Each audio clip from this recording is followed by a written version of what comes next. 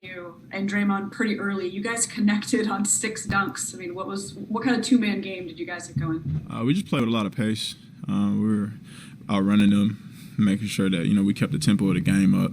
I think that was the big formula because they were a young team, so just trying to exploit the lack of focus in certain areas. Specifically with you and Draymond, do you feel that connection growing stronger, your awareness of each other? Yeah, we just, like I said earlier in the radio interview, I think we're all just getting used to playing, together and knowing what the strengths and weaknesses are for a lot of us. So it's definitely great to continue to grow that bond for sure. You ever done 6 times in a quarter? Nah, Mr. Raymond Ritter just asked me that. I told him, nah, I don't think I have. But yeah, if that's what it takes, that's what I'm gonna do.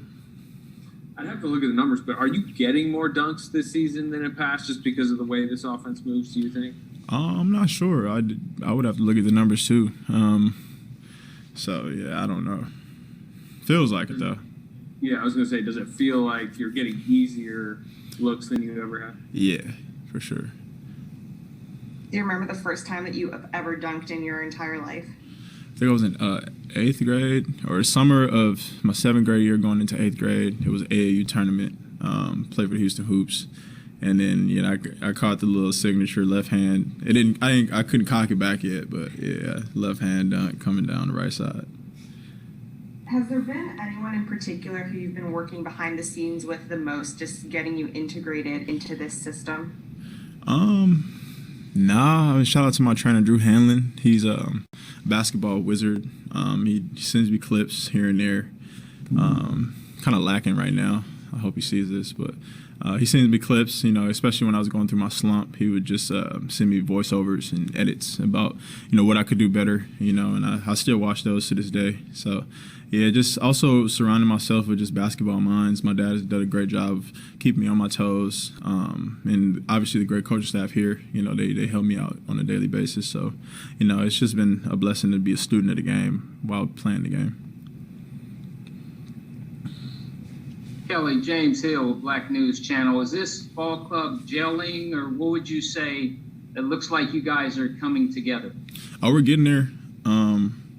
We're getting there for sure. We're coming together. Each and every day is a new opportunity for us to grow closer. Each and every game is an opportunity for us to, just gel and, just figure out, a little bit more about each other. But I definitely think we're battle tested. We were thrown into the fire early on in the season, and I think that helped us a lot. Kelly, you've said all along how much different Steph is compared to other guys you played with in your career. I'm curious, having now played with Draymond for a couple months, how much different his game and his skill set is compared to other guys that you've played with over time. He's just a natural leader. He's somebody who can do multiple things on the basketball court. He stars in his role, and he's been doing that for his whole career. And, that takes a lot of pride. It takes a lot of selfless energy. And I think, he's really the glue. And he can continue to just put us in our spots, continue to just slow the tempo or speed the tempo of a game. And that's very rare when, somebody his size, somebody who, plays the 1 through 4, he can, or 1 through 5, excuse me, he can just dictate the game like that. So that's great.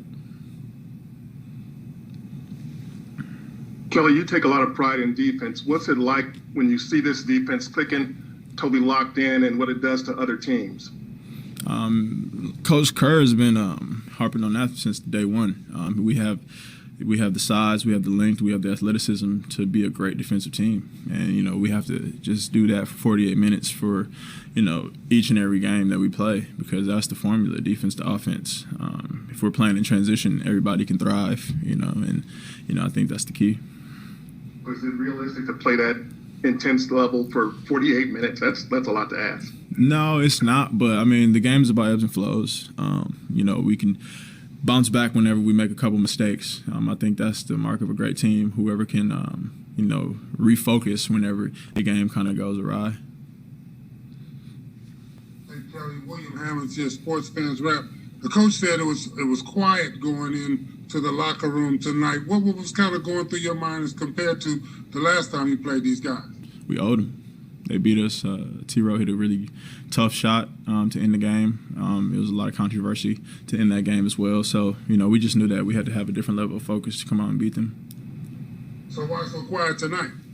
We got the win, didn't we? Yeah. It worked. I thought you'd be happy and, making some noise. Oh, that was, you said before the game. I mean, we were.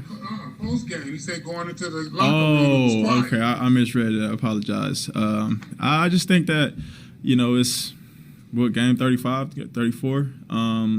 It's just, we have to just remain humble. We have to remain humble. We have a lot more games to play. We definitely aren't taking it for granted that it took us 34 games to get a 3-game winning streak. So I think that we just got to, stay locked in.